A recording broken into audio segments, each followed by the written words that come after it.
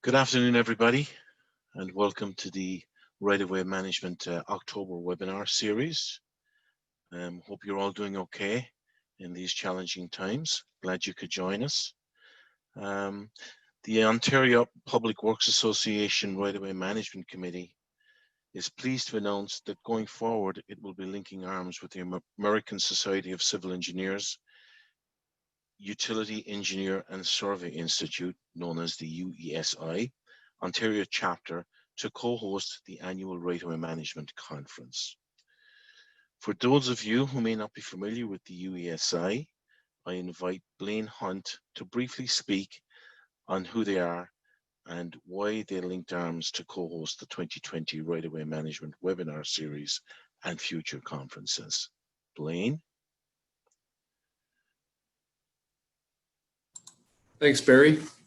Again, my name is Blaine Hunt. I work with the T2 Utility Engineers, and I'm the co-chair for the UESI's Ontario chapter. The Utility Engineering and Survey Institute, known as UESI, is a branch of the American Society of Civil Engineers. Aside from being responsible for the engineering standard within our industry, which is the ASE 3802, UESI's vision is to be the worldwide leader in generating products, services, promoting excellence, utility infrastructure, engineering, and survey. The Ontario chapter was founded in December 2018. UESI Ontario was the first Canadian chapter within the UESI, and we're very proud of that. We've been followed with UESI Alberta, BC, and obviously other chapters within the United States. UESI is proud to become a co-sponsor for the 2020 Right-of-Way Management Conference and beyond. We felt this is a great opportunity for us to join with the OPWA Right-of-Way Management Committee. We believe we have similar goals and objectives. We think we can increase some exposure to our members in Ontario and throughout our chapters across Canada and the US. We also want to strengthen an already established successful conference, as everyone knows who attends these in the past and this year as well. And again, just thanks to the OPWA and the Right-of-Way Management Committee for allowing us to be part of this great committee. And everyone enjoy your webinar today and stay safe. Thank you. Thanks, Blaine. Barry Mulcahy here. I'm the current chair of the Right-of-Way Management Committee, and I work with the region of Peel as a project manager in the Roads Design and Construction Group. The OPWA Right-of-Way Management Committee and UESI Ontario chapter jointly would like to announce that starting in 2020 and going forward, October will be Right-of-Way Management Month. The intent of the Right-of-Way Management Month is to promote and to bring greater awareness through education to the many challenging issues associated with the management of the public right-of-way. For October 2020, free educational webinars on right-of-way management and associated topics will be offered every Tuesday and Thursday. If you haven't had a chance to check out all the webinars available, please visit rightofwaymanagement.ca. Registration for future webinars is still open. Prior to starting today's webinar, I would like to go over a couple of housekeeping items. First of all delegates will be muted throughout the webinar to eliminate any background noises. A question and answer session will occur at the end of the presentation, if time permits. Please use the Q&A tab on your screen to forward any questions for the presenter. And also, this webinar is eligible for the OSET, that's the OACETT, Continuing Professional Development Program, as a partial 1-hour fulfillment of the full-day informal course / self-directed study. A proof of registration and a short summary of what you learned needs to be submitted to OSET for the webinar to qualify towards the CPD. So today's webinar is called Digging into Late Locate Solutions, and our presenter is Jeff Hitchcock. Late locates cause a number of disruptions in the public right-of-way, from costlier construction to traffic jams to damage to utilities. A locate performed late can cost ratepayers and eat up your budget. In December 2019, 25 industry experts met to discuss and create solutions to these problems. Today, we're going to learn some initial steps that they're starting to take. And a little bit about Jeff Hitchcock, who's our presenter, having achieved numerous positions in the damage prevention industry since 2006, most of them with Ontario One Call. Jeff has an intricate knowledge of the damage prevention system. His experience with Ontario One Call has taken him from a call taker to the first full-time trainer, to the team leader on a midnight team, to the team leader behind registering all infrastructure with Ontario One Call after the passage of the OUINS Act, to leading the way to insourcing Ontario One Call's contact center, to managing Ontario's One Call's training and education efforts across the province. Jeff has also led Ontario One Call's efforts behind the professional Locate administrator course. Okay, Jeff, if you're ready, the virtual stage is yours.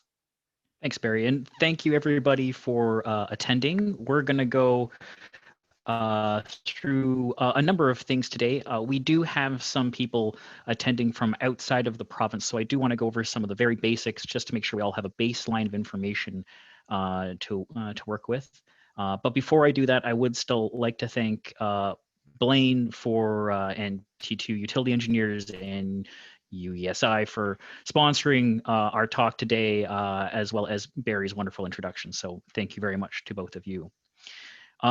So again, making sure that we all have the same information, let's talk about the process in order to obtain a locate here in the province of Ontario. While it looks very simple, there's a lot of complexity that occurs beneath the surface. But in very basic, broad terms, there are 3 steps. Number 1, you need to contact Ontario One Call at least 5 days before you dig. You can do so by going to ontarioonecall.ca or calling us at 800-400-2255. Once you have contacted Ontario One Call and answered roughly 20 questions, we are going to send out notification to various underground infrastructure owners. Those owners of infrastructure are responsible for marking out where they have buried infrastructure, buried lines, buried cables on the area that you're requesting. And then once you have received their information, usually required to be paperwork rather, as well as reviewed the markings, you are able to proceed safely by digging safely and following the instructions that those owners of infrastructure gave you. The result after following these 3 steps is, again, lines on the ground, some sort of marking, either flags or paint, stakes, something along those lines, as well as paperwork in hand. Here is a simple example on the one side.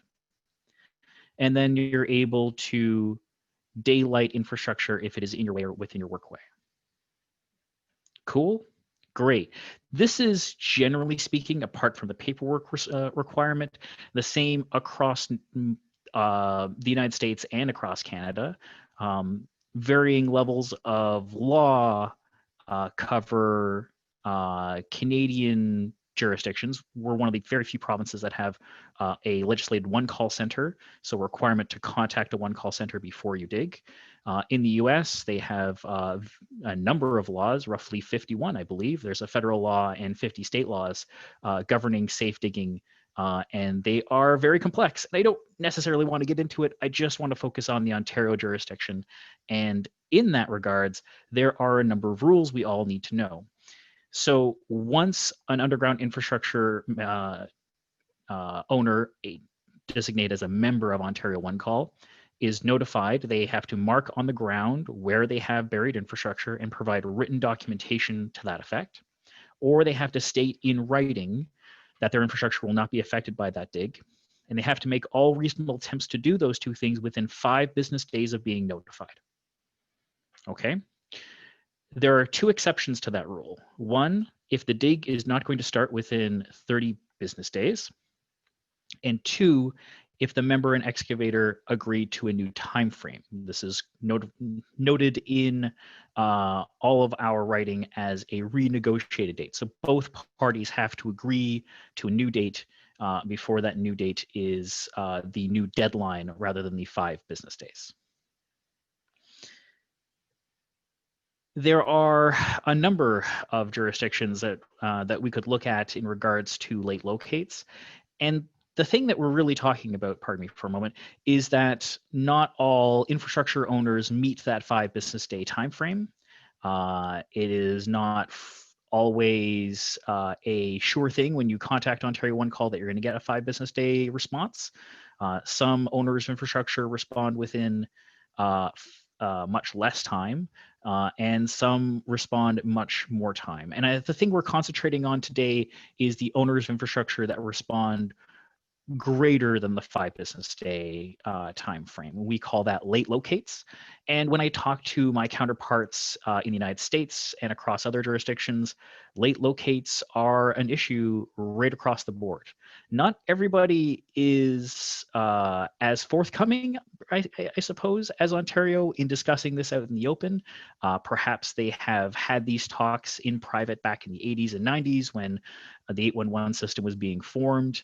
And other jurisdictions in Canada are still working away at trying to get everybody on board for a one-call system, much less dealing with the late locate issue. And it is a very complex issue. So I want to go through a few of the solutions that Ontario One Call has been working on and just bring you up to date as to what we've been doing just this past year. We're going to be talking about a thing called the Late Locate Symposium, which we held in December of 2019. Out of that Late Locate Symposium came or rather in conjunction with that Late Locate Symposium, we started looking at a bylaw review and a fee schedule review. So we're going to talk about that as well. And we'll also be talking about the Professional Locate Administrator course, which I helped build. Perhaps built entirely? No, I helped build. So Late Locate Symposium, as I said, December of 2019 is when we started that particular project. We had an independent facilitator hired by Ontario One Call and 25 participants. So 10 municipalities or utilities were on deck, as well as 5 excavators, 5 locate search providers, and 5 Ontario One Call staff.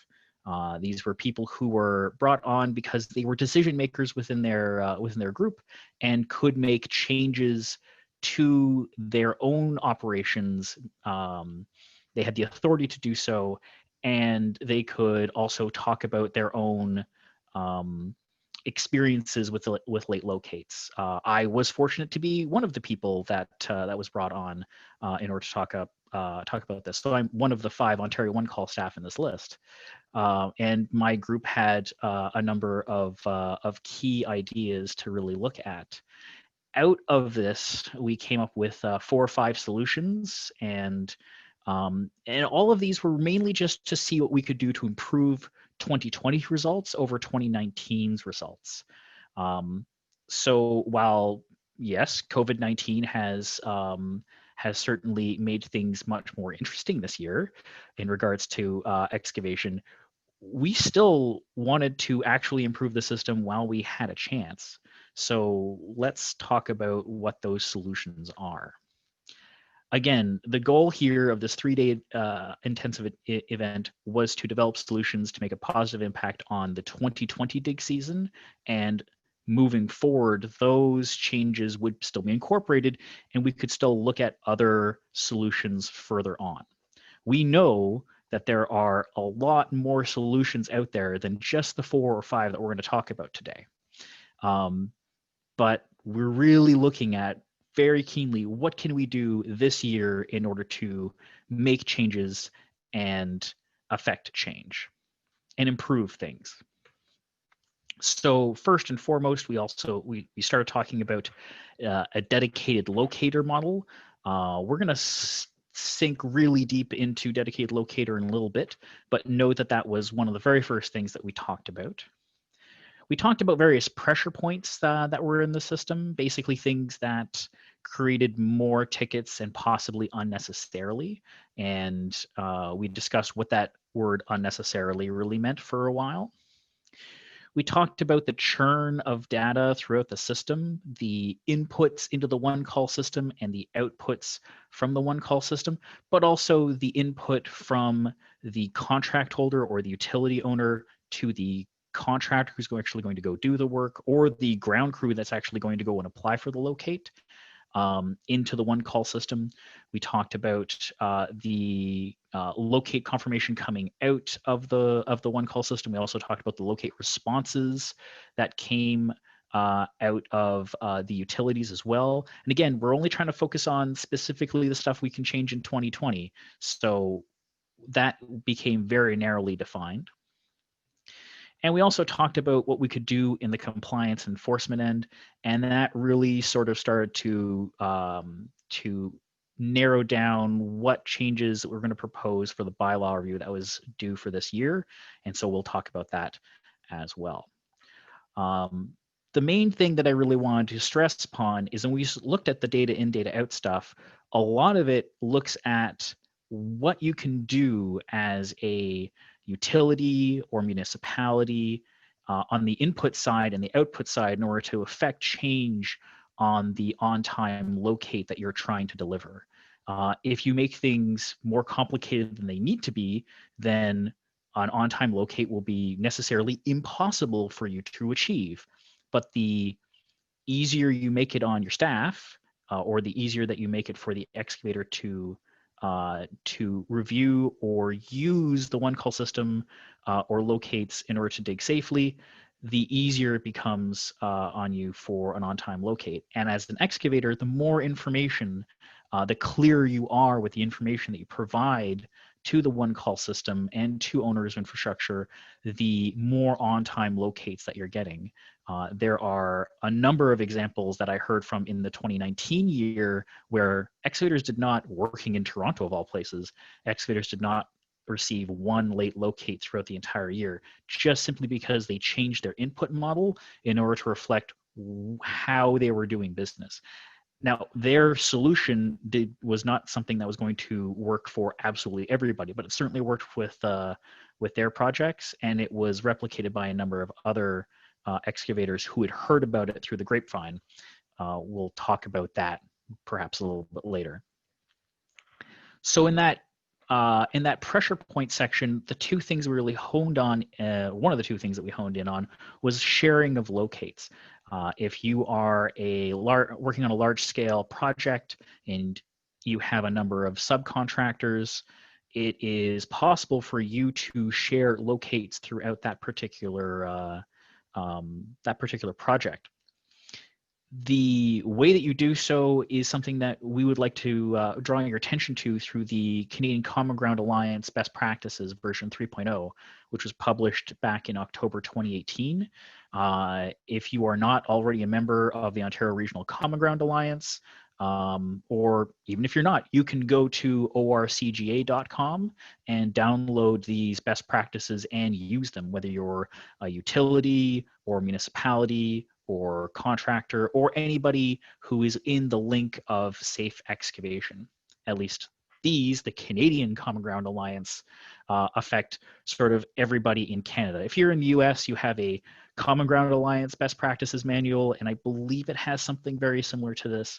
But the idea here is that excavators can share locates given the due consideration of the limits of the located area, the depth of excavation that is provided, and of course the life of the locate.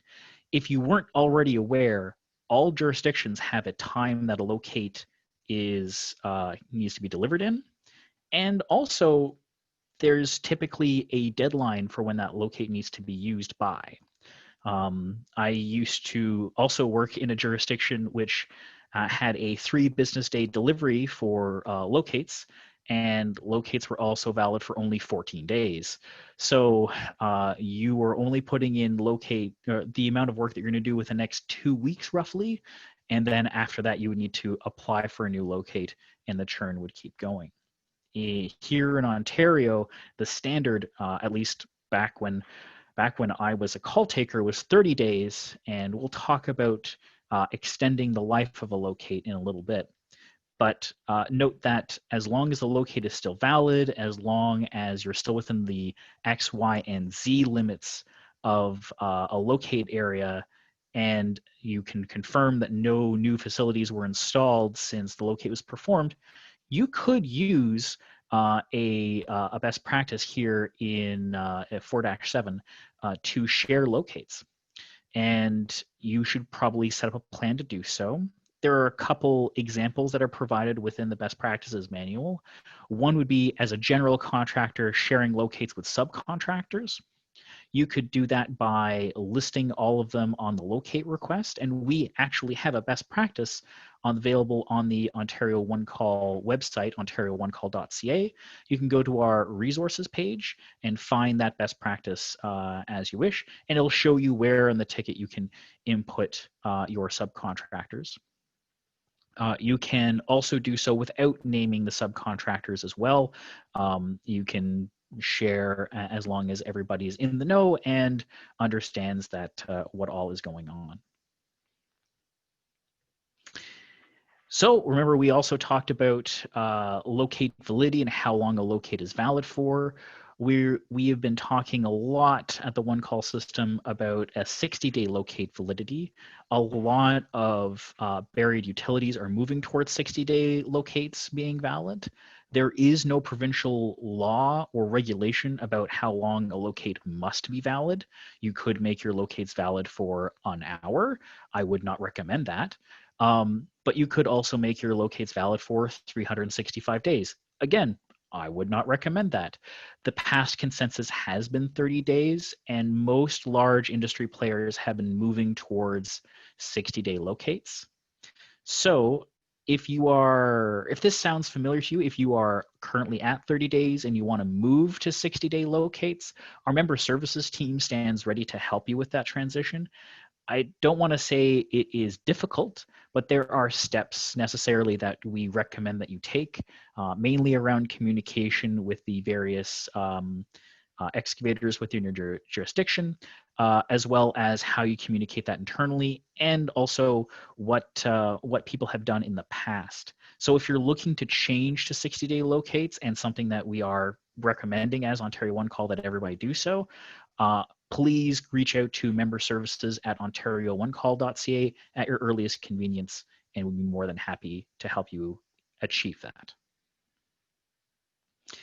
The reason why 60-day locates, that's an excellent question that just popped into the back of my head that we haven't really talked about either, is that if you receive a locate and it is a few weeks late, that means that you are dealing with only a locate validity of perhaps a week before your first locate sort of expires. By making a 60-day locate validity, you're extending the life of the entire project or locate validity for pretty much everybody, so that even if somebody is a little bit late, there isn't a churn of relocates that creates more volume within the system, taking resources away perhaps unnecessarily because somebody else is late, or perhaps you are a week or two behind schedule.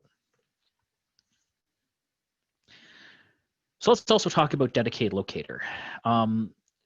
Dedicated locator here mainly is assigning a resource, a locate resource to a project, and that locate resource has the authority to perform locates for multiple, if not all, infrastructure owners, keep paint fresh, and help keep everybody on track. The idea is that the excavator suddenly takes control of project timelines simply because they are the person in control of the dedicated locator. And not only does it improve productivity, it also reduces downtime. It frees up a pool of regular locators to continue doing work elsewhere. And in at least one case, we've proven it to decrease the number of damages within a jurisdiction. I always go back to a 2011 example in the city of Ottawa, where on Bank Street, a 1.8 kilometer project needed to occur. Downtown Ottawa is rife full of buried infrastructure. It is packed to the gills. It is a very dense right of way. And in trying to rehab that 1.8 kilometer stretch, there were a number of damages just simply from relocating utilities in that right of way. So with a dedicated locator, a single GC with multiple subcontractors sharing a single locate and a dedicated locator resource was able to keep paint fresh every day, keep everybody on track, answer questions about the locate, all while they were on site. And then as that project started to wind down, that locator was able to move off to other projects for that general contractor and continue working those projects as well as this dedicated locator project. It was really successful. Other projects have also used this dedicated locator model, and it has been successful in the past. The main thing that we're trying to stress around dedicated locator is that having them certified by multiple utilities is important, preferably all utilities, and making sure that they are committed to a specific project is important.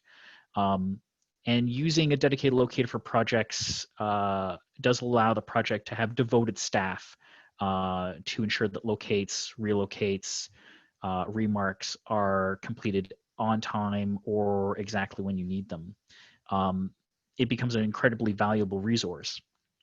How you get started with dedicated locator, you'll want to reach out to Ontario One Call's Training and Education Department. We're available at training@ontariooncall.ca. You can also reach out to member services or our solutions desk. Pretty much anybody on Ontario One Call will get you to likely myself or Crystal Bedore, and we'll get you to a dedicated locator resource. If you are already a locator and you're looking to get involved with dedicated locator as well, we're more than happy to get you involved with those teams as well. For those of you who are more on the project management side or tendering side, allowing in your RFP to have dedicated locator become a billable cost is an important factor. This moves locate costs out of operations and maintenance, an O&M project bucket, and moves it over into capital costs. But because you're removing basically you're moving an O&M cost that is going to be possibly 4 or 5 times the amount that you might assign for a capital cost, because you're paying by an hour rather. I'm sure there's math that works out for it, but there is there is the possibility of a decent amount of savings that you could move out of an O&M cost to a capital cost for this particular project for stuff you haven't already tendered. For stuff that you have tendered, then it becomes a much more challenging negotiation because you have already tendered, and this is not possibly a thing that you're willing to pay as a project owner. But if you want to negotiate that out with your contractor, that's between you and them. So as I mentioned, there was also a bylaw review and fee schedule change. The vote for that, by the way, is November 5th. If you are an owner of infrastructure in the province of Ontario, i.e. your municipality or utility, then you have a vote coming up on November 5th, if you didn't already know. There are a number of revisions to the bylaws that are upcoming. We're establishing some new compliance processes, and we're focusing mainly on impartial mediation and arbitration rather than a compliance committee that's made up of other members. We also want to implement a performance-based fee schedule. So what we want to do is allow those who are performing well, either as utility or municipality, and providing on-time locates are rewarded for delivering those locates on time, and those that are delivering locates not on time are instead penalized for doing so. So those that are late on their locates pay more into the one call system, and those that are on time pay less, is the eventual goal of this particular project. We're also establishing some new board policies on compliance as well, and providing some clarity as to the compliance committee members, excavators, and various stakeholders as well. All of these are found at ontarioonecall.ca/proposed-changes. The feedback deadline is October 16th. That is tomorrow at noon. So roughly 23 hours and 30 minutes from now is the deadline for your feedback. The feedback needs to be delivered to a particular person at Ontario One Call. His name is Corey Officer. They are found at cofficer@ontarioonecall.ca. So please download or review the proposed schedule changes and provide your feedback to Corey before October 16th at 12 p.m. In addition to that feedback, later towards the end of this particular presentation, we have an opportunity for a Q&A, but we'll also be looking for your answers to a number of survey questions. So while we get towards the Q&A section, I do want to alert you that there is a portion of this presentation where we're going to be asking for your feedback about the presentation too. So don't forget to fill that out. It does not count towards your response for the bylaw and fee schedule review, but it certainly helps me out in understanding how things are going for you. One of the things that we started working on at Ontario One Call back in 2019 is a training course. And it grew out of the idea that wouldn't it be great if you as employer, when you were looking to hire somebody to go and apply for Locates, they just had a designation that was able to provide you knowledge that this person already knows the one call system and knows how to apply for Locates. And as a person who applies for Locates, what training is there for that person? Is it just all these hundreds of thousands of internal documents for them to learn, or is it entirely on the job training? None of those seem very fair. Wouldn't it be better if there was a centralized body that actually trained people on how to apply for Locates? As I said, the process looks really simple, but there's a lot of complexity beneath the surface. So if it's somebody, did that be somebody be me? And not just me, but like Ontario One Call in general, but also me in particular.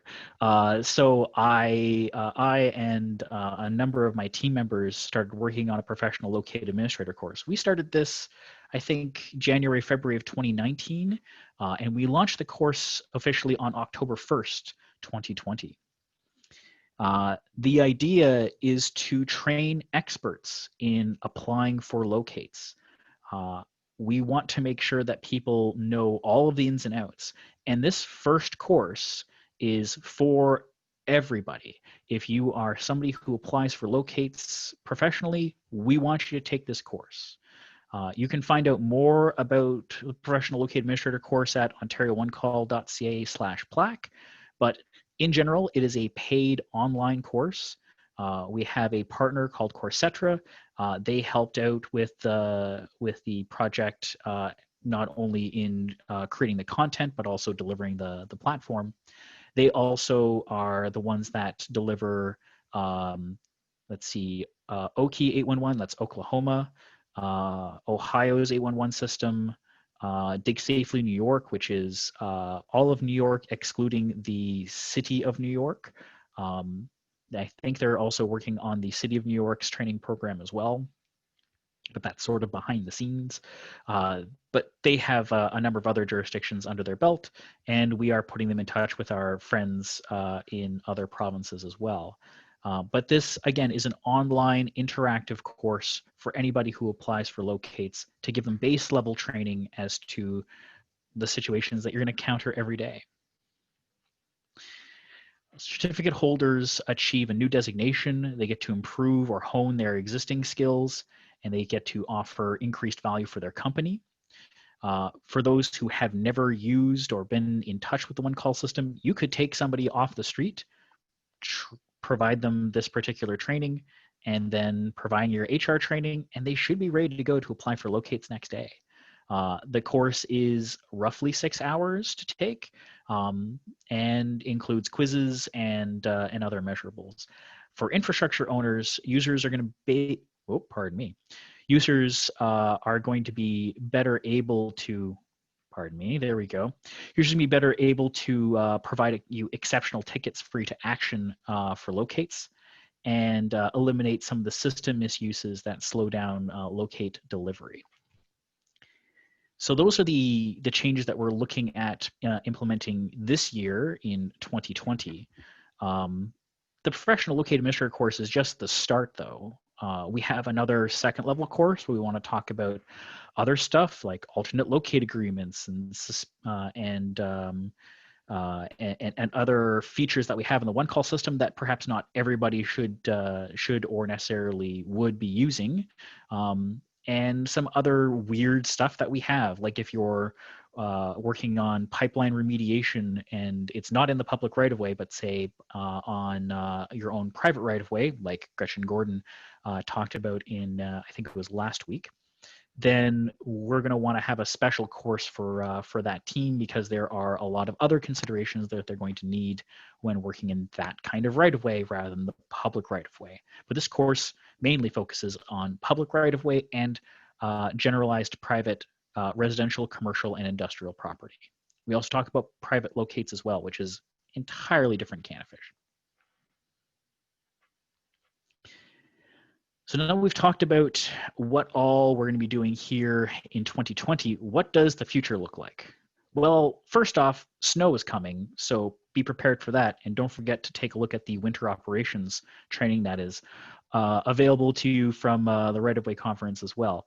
But in more, or rather less stark terms, what we're looking for to build with these changes is a workflow that allows people to start working together and learning and growing from the projects that they currently are working on, and that we all start working towards a continual improvement process. Ontario One Call's made a lot of changes in the past 8 years since legislation, since 2012. We have made a lot of different changes in order to improve the one call system in general and timely delivery of locates. And we're going to have more changes to make in 2021 and further into the future. And we're hoping that you're going to join us in making those changes and making those changes successful. Do we have any questions?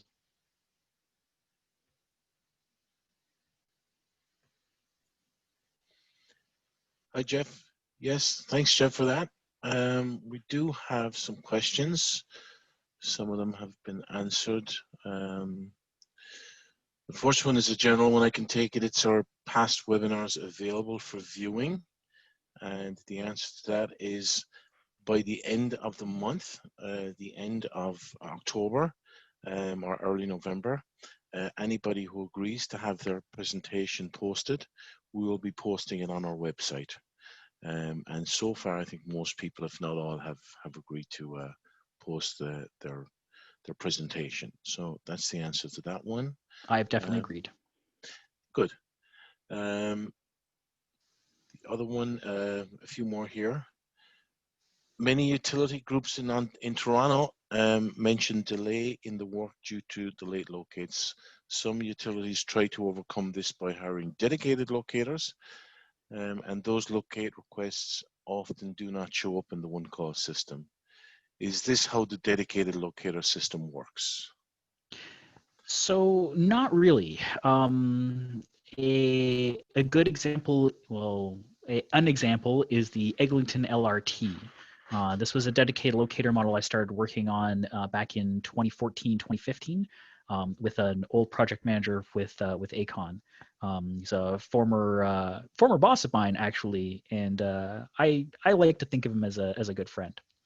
But his idea was to take existing locate resources that he already had contacts with and allow them to locate for not just utility relocations for that particular project, but for all the construction work for that entire project. And it is massive, still ongoing.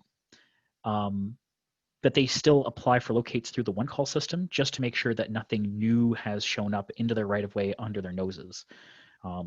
That is still the way that they are supposed to apply for locates and still proceed forward through the one call system. That way you're capturing everybody in the right of way as long as they're required to be on the one call system. So the stuff that wouldn't be on the one call system would be let me see, CN or CP Rail or the federal government in probably, if the federal government outside of Ottawa is not on the one call system. The MTO right of ways are not yet on the one call system. We've been working with them for a little while. Freudian slip there, pardon me. And the main thing is they still apply for a one call locate. It's just that all the locate responses go, or all the locate notifications go to the dedicated locator instead of going to the utilities or to the utilities designated third-party locate service provider. Thanks, Jeff. Here's another one that about sharing locates. For sharing locates, does it have to be a general/subcontractor? Or can it be for two contractors working in the same physical area? I'm thinking of a utility coming in to repair their utility within a contractor's work zone. So I guess what he's asking here is, does it have to be where they have an existing relationship and on a subcontractor to a general who are working on the same job? Or could it be somebody separate who needs to come in, like a utility, to do a repair? You don't necessarily have to have a contractual relationship. You're going to want to have some kind of a relationship.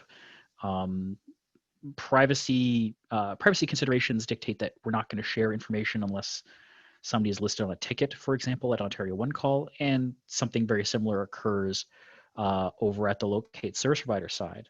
But if you already know who's going to be working in that right of way, and you're able to reach out to them and say, hey, I want to use your locates, as long as both parties agree to that, that seems to be okay based on that based on that best practice. I would still recommend that you review best practice, I think it's 4-7 in the CCGA best practices manual. And again, it is free for you to download and review, and there's all kinds of other goodies in there. Thanks, Jeff. This one is about the bylaw vote, and it's asking, how does one cast a vote on the bylaw for November 5th? That is a great question. There is a upcoming webinar set for November 5th for that, and I believe your vote is cast through that webinar. We've also been reaching out and talking to various utilities and municipalities about proxy votes as well. So if you are happy with the changes, I believe the proxy vote is for approval. Or I think just handing your vote over to the chair, who I think is going to be approving. That's a consideration to make. But there is a webinar that you'd be invited to. And if you haven't received that, you can just reach out to member services at ontarioonecall.ca, and they'll get you squared away, either with a not an absentee vote, a proxy vote, or to be able to get to the actual webinar. Thanks, Jeff. Here's another one. Please advise of Ontario One Call stance on, inverted commas, planning tickets, where locates are ordered during the planning phase as opposed to for construction purposes. So locates for planning purposes, i.e. SU level D, is obtainable through Ontario One Call's planning ticket request. If you are an excavator and applying for locates just to see what's in the ground and have no intention of digging within the next 30 days, then utilities don't actually have to respond to you. That is one of the things that we initially talked about, right? You have to make all reasonable attempts to respond to a locate within 5 business days, unless you're not going to be starting work within the next 30 business days. So if that's the case, then that locate does not have to be delivered. If we do find those, we do reach out to excavators and try to coach them on that as well. But those are rather difficult for us to find at a provincial level. So if you as a utility or municipality find something like that, that kind of response, say you've tendered out a particular project and you start to receive locates for it and it hasn't been, say, assigned to anybody yet, that's a good point to maybe reach out to Ontario One Call and we can talk to that excavator. But one of the things we did talk about during the Late Locate Symposium is maybe making a push for municipalities to start sharing SUE level data during the RFP process. Not exactly certain how that would work, or even if that's a practice that's currently ongoing, but it might make things a little bit easier for one to actually bid on projects. Thanks, Jeff. I think we've got a few more questions. Yay! However, we're going to put up a poll now. If you could take a look at the poll and respond, that'd be fantastic. I'll give you a little time to look at that. Hosts and panelists can't vote. Dang it. There you go. There's one here related to the dedicated locator. Many utility groups in Toronto mentioned delay in the work due to late locates. And they tried to overcome it by getting the dedicated locators. They don't always show up. And this is how the dedicated locator system works? I think we looked at that one, Jeff. Is that correct? We did not actually talk specifically didn't we? about Okay, that. sorry. No. So if you are another one, then yeah, okay. Because I think there's the reason I ask is there's a kind of like a follow-up question on that topic. So yeah, if you want to take that one, and then I'll bring the follow-up question. Sure. That would be something we would consider a late locate response from the utility, even if there's a dedicated locator involved. It still comes down to the utility responding to the locate within a timely manner. And in that regard, there's also a contractual remedy for you as well as an excavator. So if you have hired on a dedicated locator, that dedicated locator is not fulfilling your needs, then you should rather in the contract between you and the dedicated locator have a remedy between those two parties. In addition, you can also file a late locate response via our compliance department as well. But we'll be still looking for you to go through the normal steps of, did you contact the dedicated locator to let them know that they're late? Obviously that you did. And what is the ticket number? And then we'll proceed with that process as well. No, it looks like this is connected. It says, how can we find those tickets in the ticket search? We're having difficulty as the results aren't showing up. I guess to clarify, if you're meaning tickets for dedicated locator, they're not highlighted in any special way. We don't flag them as dedicated locator. The only way that one would know about that would be it's something that we call a suppression. So you would see as perhaps as a utility receiving the locate response who's not part of the dedicated locator, 4 or 5 utilities that are listed as suppressed, and one that you don't normally see, like I don't know, on-site locates, or these are just people that I know who may or may not be part of the dedicated locator system, by the way, or premier locates responding for these various utilities instead. Thanks, Jeff.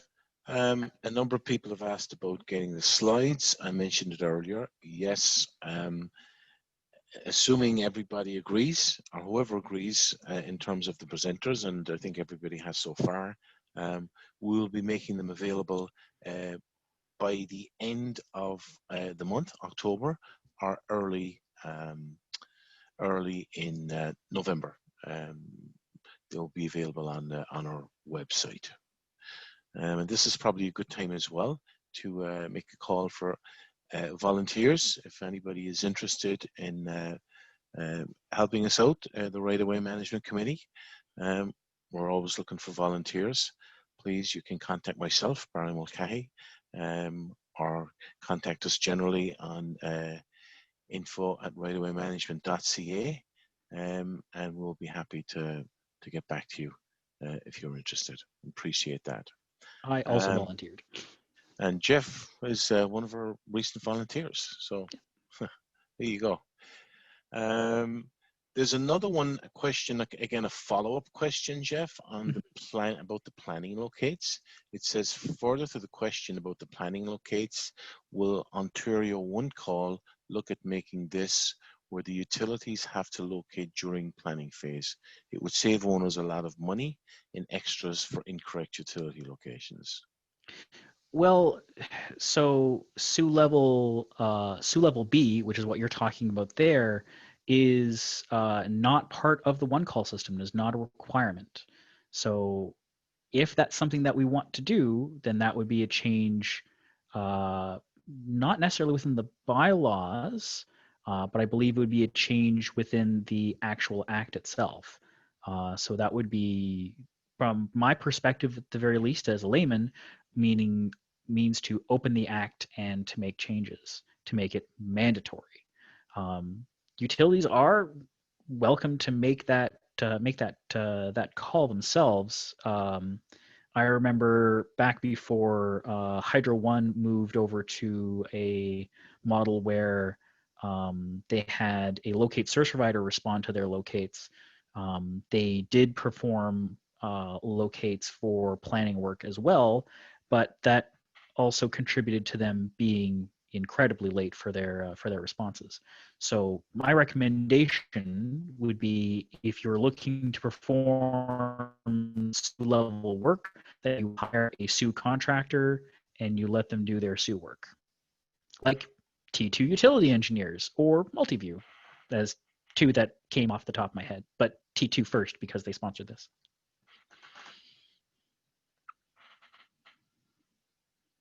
Thanks, Jeff. I think we've there's one here. I guess it's more of a comment.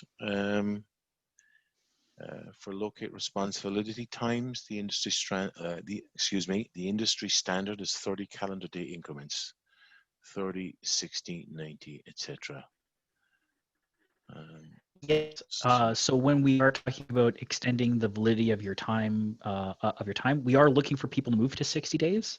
But if you want to go further, the increments are 30, 60, 90, 120, etc. Although if you want to go 120 days, I'm hoping that your flags are made out of concrete and are similarly immovable, and that your paint is somehow never to be washed away over a season. 60 days is the general consensus where we're trying to move people. You want to do 90, no one's going to stop you. Well, I'm not going to stop you. Okay. All right. Well,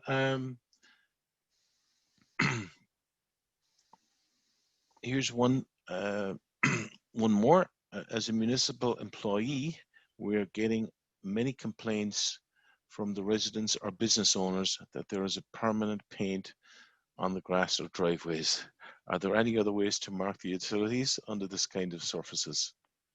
If it's a hard surface, chalk is one of the things that you could use, but keep in mind we are trying to move people towards 60-day locates. So water soluble paint is the industry standard for hard surfaces.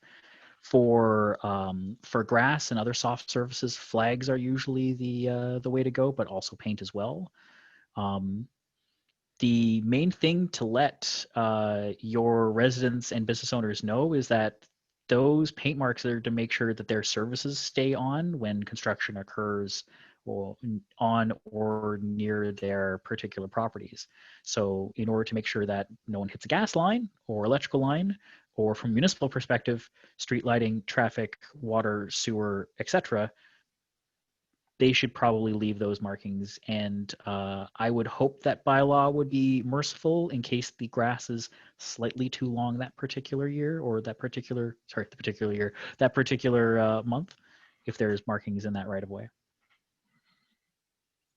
Okay. Let's see. think we've got most of the questions done here. I can't see any more. Okay, so as we mentioned earlier, and there was a few questions on that specifically about the posting the presentations. We will be posting the presentations by the end of this month. The only condition is that the presenters allow us to do that, and as we said, well, so far everyone has agreed. So we'll hope that everybody does, and you will be able to pick up the presentations by, at the very latest, early next month. Next week, just a little word on the presentations on Tuesday and Thursday next week. On October 20th, we have a presentation on cross-border safety, and on October the 22nd, we have a presentation on mobile LiDAR, providing efficiency in survey data capture. So we hope, if you haven't signed up for any of the future webinars, please feel free to do so. Same process. There's room on these webinars. So please go to the website and register if you're interested in any of the remaining ones. We'd love to see you, or hear you at least. Okay, so we'd like to thank Jeff for a great presentation today. Jeff, really appreciate it. Thanks a lot, and for dealing with the questions as well at the end. And hope you have a great weekend, everybody, and we'll look forward to seeing you all again, or hopefully some of you coming back to us next week to some more of our webinars. We've got a couple more weeks, Tuesdays and Thursdays, so we'd love you to join us. Thanks, everybody. Have a great day. Bye now. Thanks, guys.